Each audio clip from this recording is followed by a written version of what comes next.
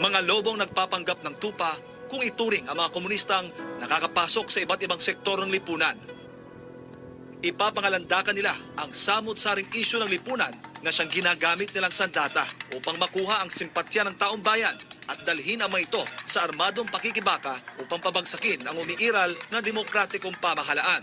Sa eksklusibong panayam ng SMNI News sa dating kadre ng CPP-NPA na si Jeffrey Celis alias Ka-Eric, isinalaysay niya ang lahat ng pamamaraan ng makakaliwang grupo kung paano nito niloloko at pinagsasamantalahan ang bayan at mga mamamayan. Anya, ito ay sa pamamagitan ng Wide Areas of Operation.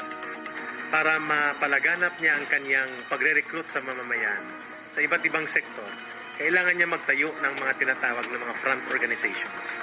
Ito yung ginagamit para sa pagre-recruit sa kabataan at estudyante, sa mga eskwelahan, sa pabrika, mga labor, sa mga community ng mga magsasaka, sa urban poor. Lahat ng sektor halos ini-infiltrate niya, pero hindi kaagad para sa komunismo, kung hindi para doon sa mga advokasya at ang tinatawag nilang mga legitimate